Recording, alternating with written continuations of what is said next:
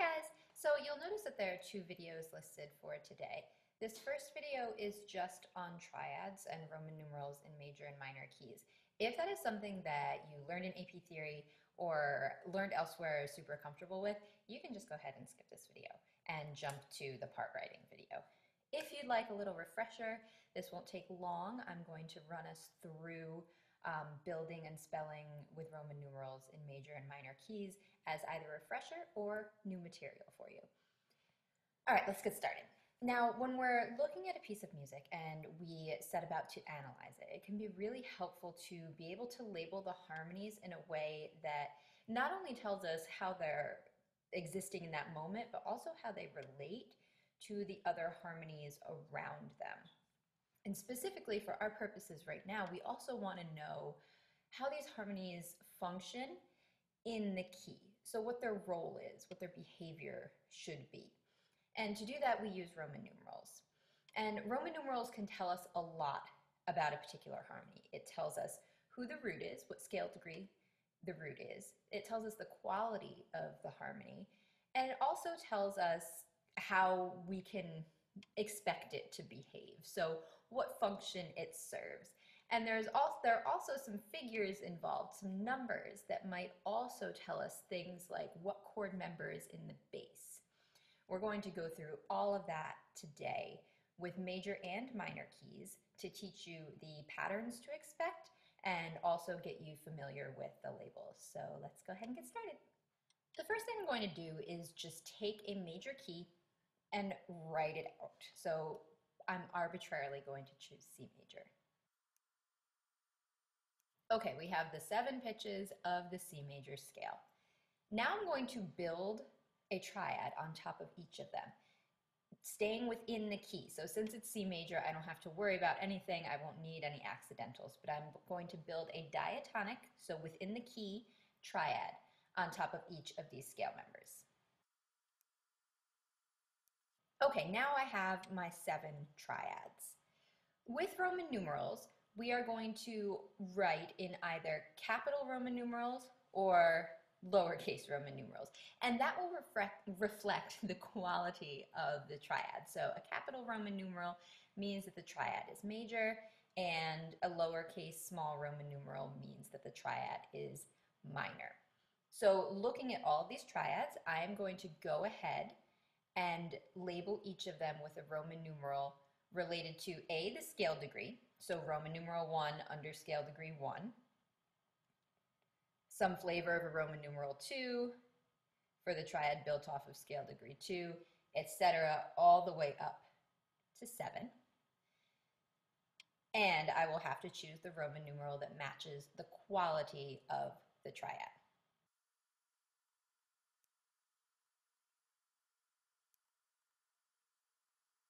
Okay, so what you see in front of you, I labeled all of the triad qualities first. So we have 3 major and 3 minor triads, and also 1 diminished triad, which is built off of scale degree 7.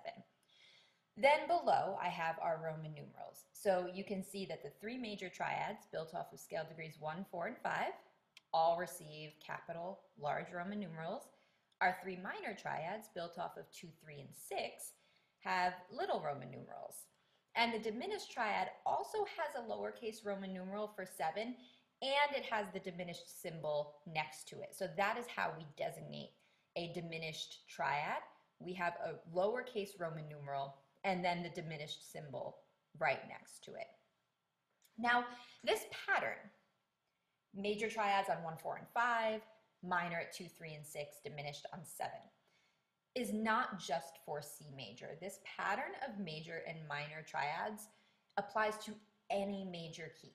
So if you are in F sharp major and it is diatonic, there are no accidentals, your 1, 4, and 5 are still going to be capital Roman numerals. They're still going to be major triads. 2, 3, and 6 will be minor, 7 will be diminished. This pattern applies to every single major key. So learn it and love it because you will use it a lot. Now I'm going to do the same thing, but with a minor key. I'm not going to use a key signature, just so that we can really focus on building proper triads, so really focusing on finding the proper quality for these triads using accidentals.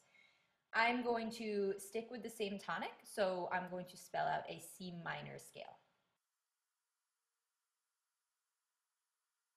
Okay, so here you have your C minor scale, and you might be looking at this and noticing that there are extra notes.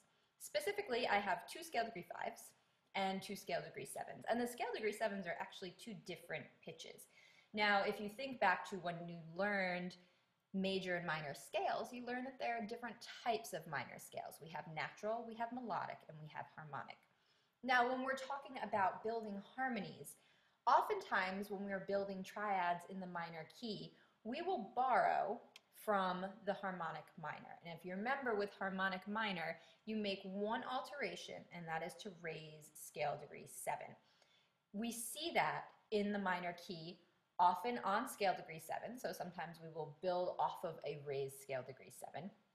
We also sometimes see it with the dominant, and by sometimes I mean most of the time, we see it with the dominant, and I will explain why in a second. But let me go ahead and build triads on all of these scale degrees now.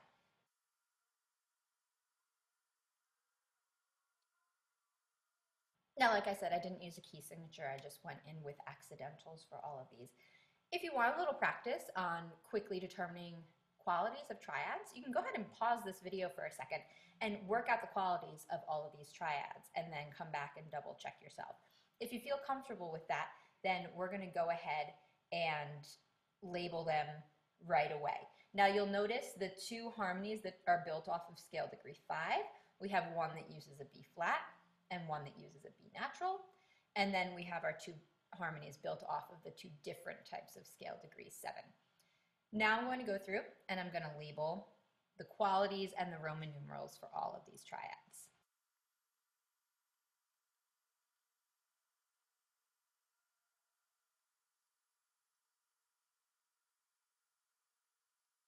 Okay, I also went in and the green just tells you which flavor of minor we're dealing with those two duplicated harmonies. So natural minor with the B flat, harmonic minor with the B natural or the raised leading tone.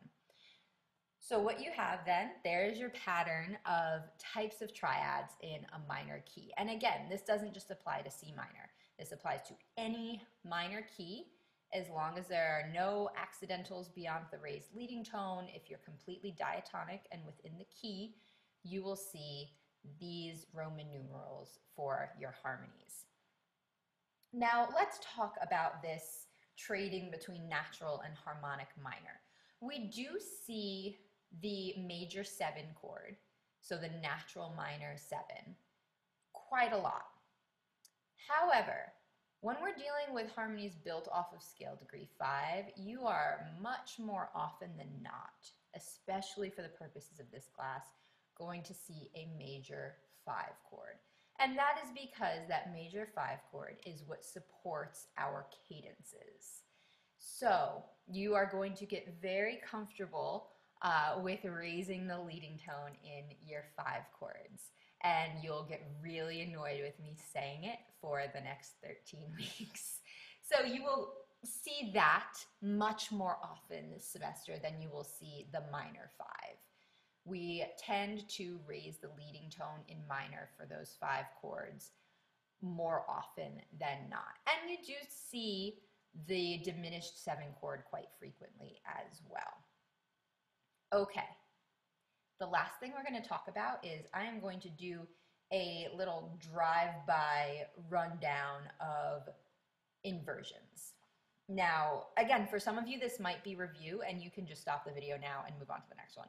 But if you want a little refresher, when we look at these Roman numerals, so you're trucking along and you see just a 4 chord, and it's just Roman numeral 4. That label is actually an abbreviation. What we really mean when you see a label like this on a piece of music, what it really means is this. But the 5-3 has been omitted. It's one of those things that we just assume. If we see a plain Roman numeral with no numbers, those numbers are what we call figures. If you see a plain Roman numeral with no figures, you assume that the figure is 5-3, and that means that we are in root position. That means that the root of the harmony is the lowest voice, is in the bass. So plain old Roman numeral assumes root position. But since we are dealing with triads and there are 3 distinct notes, there are 2 other ways that a triad can be configured. So let's go ahead and spell a C major triad again. So there's regular old C major, also referred to as a triad in 5-3. Where did that number come from? In like the briefest TLDR way possible, we are talking about intervals above the bass. So if we look at this bass pitch, which is a C, and we want to know what other notes are in that harmony, we are going to tell the viewer with numbers. The 3 means that there is a third above the bass, which gives us our E. And the 5 means that there is a 5th above the bass, resulting in our G. So that is how we come to 5-3 being the designation for what we more commonly refer to as a root position triad. Now, like I said, there are 2 other members of this triad who have every right to be in the bass if they want to be. So let's take this C and we're going to displace it up the octave. And what that does now is it puts the third of the triad in the lowest voice. If we were to put this in figures, so give it figured bass labels, we would have to find what intervals are above that E. So your first interval, which will go on the bottom, will tell us the G, so that will give us a 3. The next number, you've got to find out what that interval is. Don't worry about quality, just size. And that gives you a 6. So 6-3 would be the figure you would see for this harmony. And it is often abbreviated. Again, we like abbreviations. Most of the time you will just see a 6. So for this harmony then, if we are in C major, we would just call this guy 1. We would call this guy 1-6. The 3 is implied. This is what we refer to as a first inversion triad, which of course leaves us with one last iteration of our triad. I'm going to take the E and now I'm going to displace it up the octave. Now the 5th is in the bass. Again, we're going to go through and we're going to start with the smallest interval. That'll go on the bottom of our figure. And then the top interval will go on the top of our figure. So take a second and see if you can work out the figure. So pause the recording, see if you can work out the figure yourself, and then come back. So hopefully this is what you got. 6-4 would be the figure. There is no abbreviation for this one. So if you see a triad in the wild that is in second inversion, you will label it with the full figure of 6-4. There you have it. There's your crash course in inversions. Any triad that exists out in the music we will see this semester especially, you will be able to label with these inversion symbols. They tell you who is in the bass voice. Okay, so that's video number 1 for today. I hope that was helpful. There is a handout also on Blackboard that pretty much replicates what I just did here. So print that or flag it if it's something that you think will be useful for you for the next couple of weeks until this becomes second nature. I will catch you on the 1 in 5 video, which is our other topic for the day.